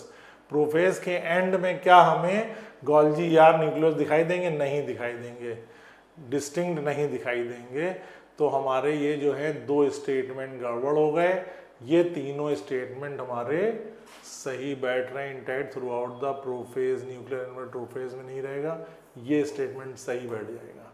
In the S and G2 phases जो new DNA molecule बना है आर नॉट डिस्टिंक्ट बट इंटरवोन। ठीक, क्या कह रहा है इसका मतलब कि जो डीएनए बना है G1 में, वो सॉरी S में और G2 में जो आगे फॉर्मेशन होगा, उनमें जो डीएनए बनेगा वो डिस्टिंक्ट फाइबर्स के फॉर्म में नहीं होगा, एक कंपोनेंट बन जाएगा। और फाइबर्स के फॉर्म में, क्रोमोसोम के फॉर्म में कब आएगा? जब कंडेंसेशन होगा। मटेरियल तो यहाँ मिल गया लेकिन वो क्रोमैटिन रेटिकुलम के फॉर्म में रहेगा, और जब कंडेंसेशन दिखाई देगा तो वो होगा प्रोफेज में। तो बेस्ट तीन हमारे ऑप्शन सही मिलेंगे इसमें। प्रोफेज इज मार्क्ड, दूसरा सही है और तीसरा सही है, चौथा पांचवा गलत है। 162 मैचिंग का है, आराम से कर लेंगे, प्रैक्टिस इतनी हो चुकी है मैचिंग की। किसी को भी पकड़ लीजिए। अरे भैया कहाँ चले गए, इधर आओ। किसी को पकड़ लीजिए। Appearance of recombination nodules. Recombination nodule कहाँ बनते हैं? पैकीटीन में। सिंथेसिस ऑफ आरएनए प्रोटीन नहीं पता, चलो छोड़ दो। इक्वेटोरियल लाइन मालूम है, कहाँ पे? इक्वेटोरियल प्लेट मेटाफेज में, दो जोड़ दिए। क्रोमोसोम इन मैचिंग पेयर, होमोलॉगस क्रोमोसोम। चलो अभी और देख लेते हैं। ए का 3, 2 मिल गए। डी का 1, ए का 3, डी का 1। बी का 4 हो जाएगा, synthesis of RNA and protein G2 phase.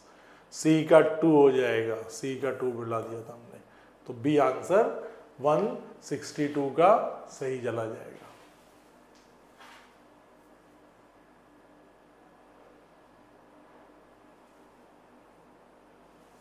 अगला फिर आ जाता है 163 M phase, G2 phase, quiescent phase, G1 किसी को भी जोड़ दीजिए। इनएक्टिव कौन सा है? G क्वेसेंट फेज, C2, ये एक ही है C2, देखो मिल गया, बोल मिला दीजिए। ए का 4, एम फेज इक्वेशनल डिवीजन, ठीक बात है। G2 फेज, बी का 1 हो जाएगा, प्रोटीन सिंथेसिस। सी जोड़ ही लिया है, बचा कौन? डी का 3, interval between mitosis and initiation, B हो जाएगा 163 का। ठीक है। 164 सेल्स इन G0 फेज। G0 फेज जो है, G0 फेज जो है वो कहलाता है enter the cell cycle, suspend the cell cycle, terminate the cell cycle, exit the cell cycle. तो क्वेश्चन की लैंग्वेज ना समझना तो याद रखो G0 और G1 के बीच में ये दोनों रिवर्सिबल हैं कि इरिवर्सिबल हैं? तो भैया रिवर्सिबल है। ठीक, जब रिवर्सिबल है तो ये सेल साइकिल से टर्मिनेट नहीं करनी, एग्जिट नहीं करनी, सेल साइकिल से अभी हाल फिलहाल सस्पेंडेड फॉर्म में पड़ी हुई हैं। हो सकता है G0 से फिर ये किस में चली जाए? G1 फेज में दोबारा इंटर कर जाएं। तो इसलिए हम इनको ये कहेंगे सस्पेंड द सेल साइकिल। ठीक है, टर्मिनेट द सेल साइकिल आपको दिया होगा, तो सेल साइकिल से टर्मिनेट नहीं हुई है, सेल साइकिल से सस्पेंड है, बी इसको कर दीजिएगा 164 का, suspend the cell cycle. 165 meiotic division of secondary oocyte is completed.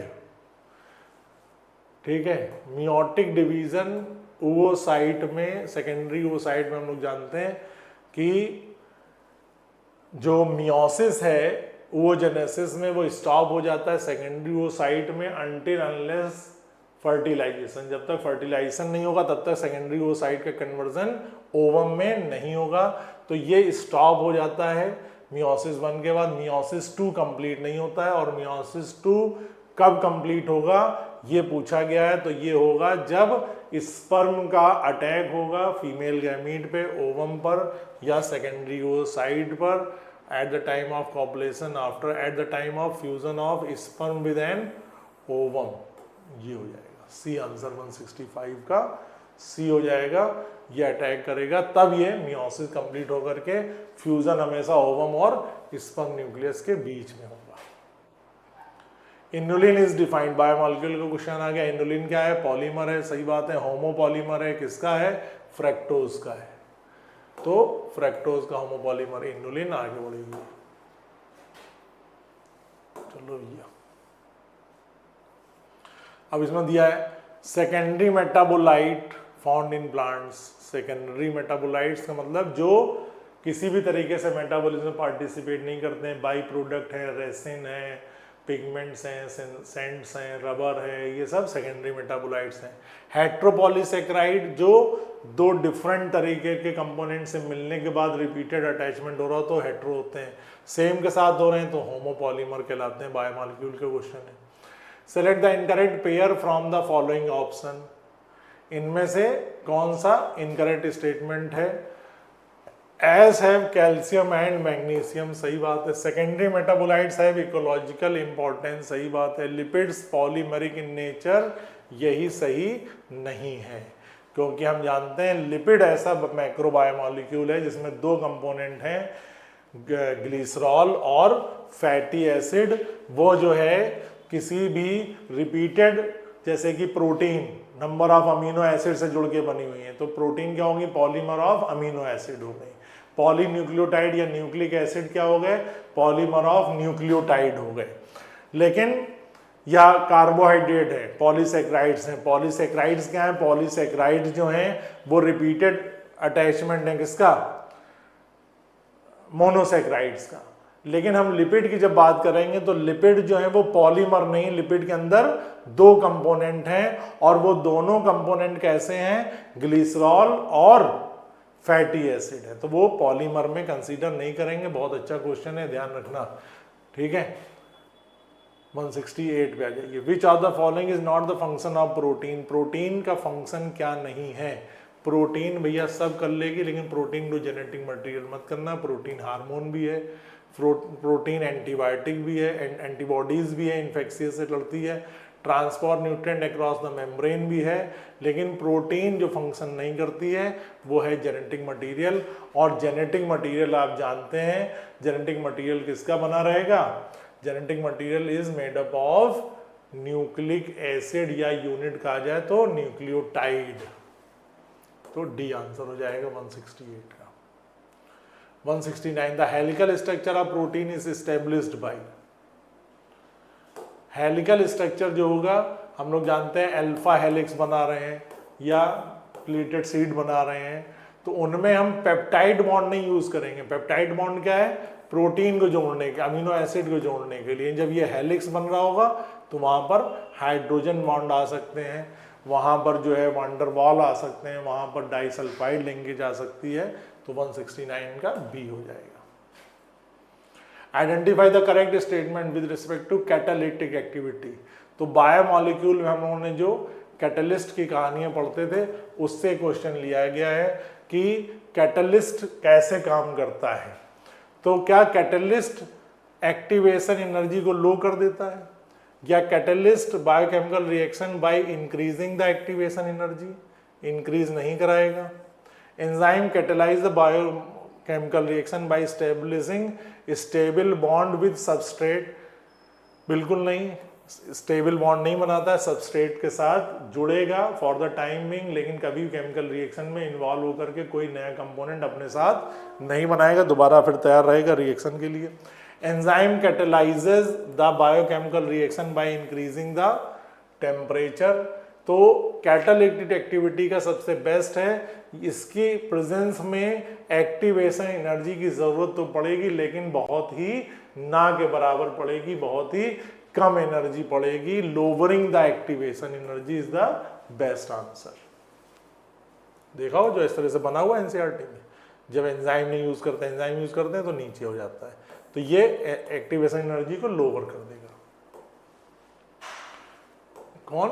Enzyme, biocatalyst. Identify the incorrect pair from the option given below. इनमें से कौन सा ऑप्शन सही है?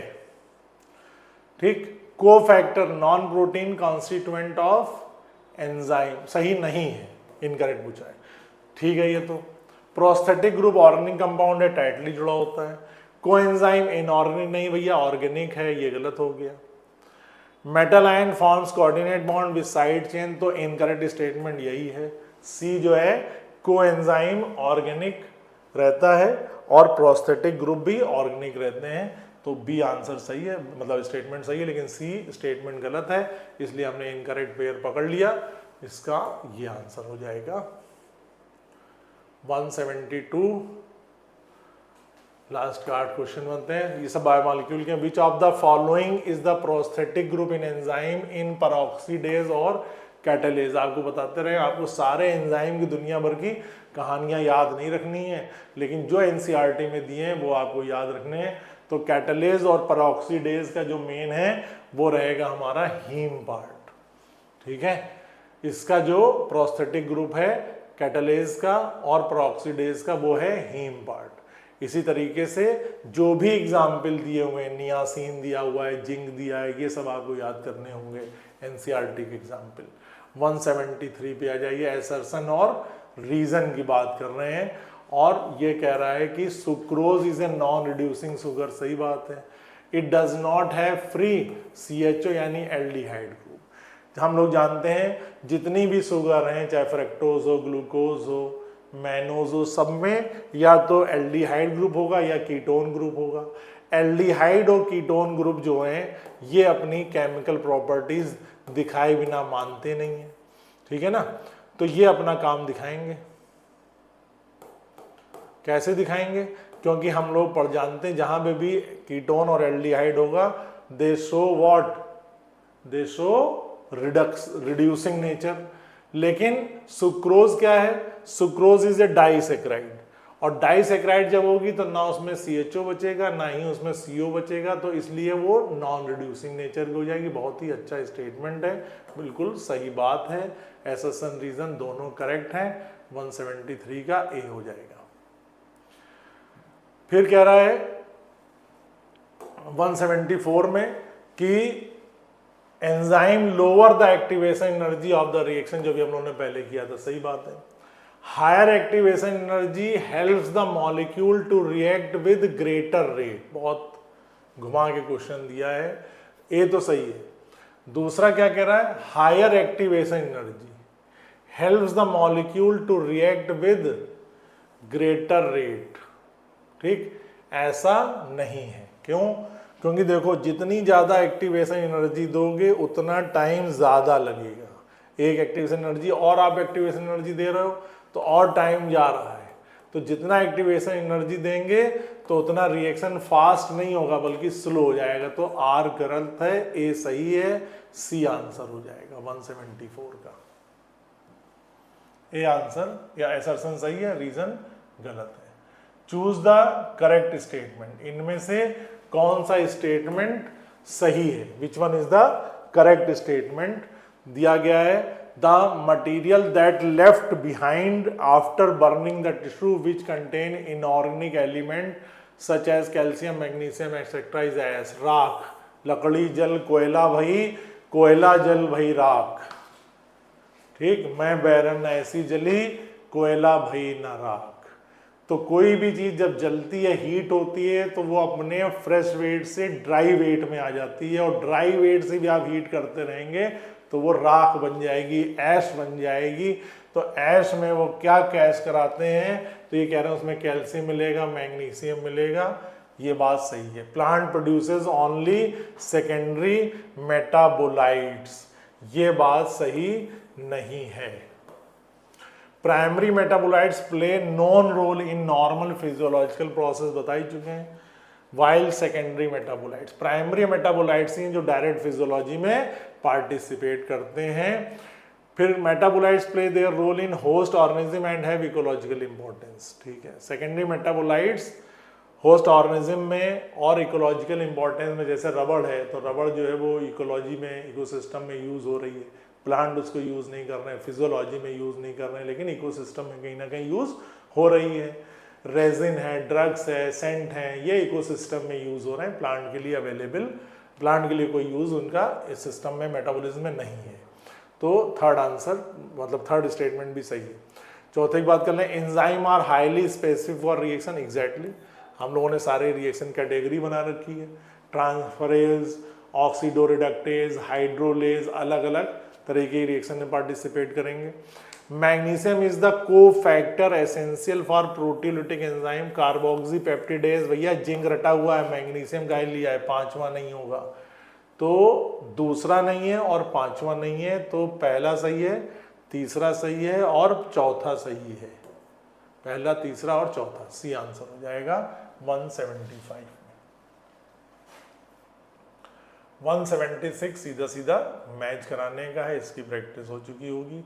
अब अगले टर्म में मैचिंग क्वेश्चन कम करेंगे, बहुत हम लोग प्रैक्टिस कर चुके हैं मैचिंग के, जगह भी घेरते हैं, अगले टेस्ट में थोड़ा कम कर देंगे। डिहाइड्रोजिनेज कैसा एंजाइम हो जाए, कौन सी कैटेगरी में, ऑक्सीडो रिडक्शन में, ठीक है। ट्रांसफरेज ग्रुप को ट्रांसफर कर दे पूरा, लाइगेज चिपकाने वाला, लिंकिंग टुगेदर, हाइड्रोलेज, चलो छोड़ो, आइसोमरेज, आइसोमरेज कहाँ गया, ये रहा, inter conversion of isomeric form, और कितना जोड़ेंगे, ए का 3, लो पहले मिल गया तो ज्यादा करने की जरूरत ही नहीं, तो बी का 4, सी का 1, डी का 5, कहाँ गया, हाइड्रोलिसिस, ये हो गया। ट्रांसफरेज ई का 2, ग्रुप ट्रांसफर, ठीक। ये हमारे कैटेगरीज भी हो गई, ये क्या आपको टॉपिक भी हो गया, एंजाइम को किन किन कैटेगरी में रखा गया है, ये यहाँ पे आपको दिखाई दे रहा है। आगे बढ़ते हैं। रामचंद्रन प्लॉट, ये इसलिए दे दिया आपको कि भैया आजकल इंट्रोडक्शन से भी रहते हैं क्वेश्चन, इस साल भी था, तो बायोमॉलिक्यूल या सेल यूनिट या सेल डिवीजन वाला जो थर्ड यूनिट जहाँ शुरू हो रही थी, वहाँ पे इंट्रोडक्शन में रामचंद्रन की बात बताई गई, जिन्होंने अल्फा हेलिक्स और बीटा प्लीटेड शीट की बातें करी थी। बहुत छोटी सी आपसे बात पूछी कि Ramachandran plot used to confirm the structure of, तो प्रोटीन के बारे में इन्होंने बताया था, अल्फा हेलिक्स इन्होंने दिया था, उसको रामचंद्रन प्लॉट कहते हैं। हम लोग एमएससी में पढ़ते थे, लेकिन ये आपको दिया गया है कहाँ पर, आपको दिया गया है थर्ड यूनिट के इंट्रोडक्टरी वाले टॉपिक में, तो इसको एक बार रीड जरूर कर लीजिएगा। 177 के आगे बढ़ते हैं, 178 match the following column, in column को फिर से मैच करा दीजिए तो आराम से करा लेंगे भाई। Inhibitory catalytic activity, secondary metabolite resin हमने याद कर रखा है, ये जो है वो टॉक्सिक रहता है। Cell wall material in fungi, सीधा सीधा काइटिन से जोड़ देंगे। पेप्टाइड बॉन्ड बोलिए होगा जो प्रोटीन होगा। कोलेजन तो बचा कौन, inhibitor, malonic acid malonate, that is कौन सा इनहिबिटर, कंपिटिटिव इनहिबिटर, जिसकी एनालॉग है, शकल किससे मिलती जुलती है, सबस्ट्रेट से। तो ए का 2, बी का 4, ये वाला हो जाएगा, ए का 2, बी का 4, सी का 3, डी का 1। चलिए 179, the amino acid tryptophan is the precursor for the synthesis of, तो ये ट्रिप्टोफैन आपने पढ़ा होगा जब पढ़ा रहे होंगे केमिकल कोऑर्डिनेशन में। ट्रिप्टोफैन, टायरोसिन, ये सब अमीन, टायरोसिन लेते हैं थायरॉक्सिन बनाने में, टायरोसिन यूज होती है आपके वहाँ पर कैटकोलामाइंस, एड्रिनल मेडुला वाले हार्मोन्स में। ट्रिप्टोफैन यूज होती है मेलेटोनिन और सीरोटोनिन के लिए, प्रीकर्सर है, ठीक है। मेलेटोनिन हार्मोन है, सीरोटोनिन एक बायो इन्फ्लुएंसर की तरह यूज करते हैं, ठीक है, जो कि एज ए वैसो डायलेटर है, एंजियोटेंसिन वैसो कंस्ट्रिक्टर है। तो इनके सिंथेसिस के लिए ट्रिप्टोफैन प्रीकर्सर का मतलब जरूरत है, उनका ट्रिप्टोफैन का डेरिवेशन होता है मेलेटोनिन और सीरोटोनिन। Last question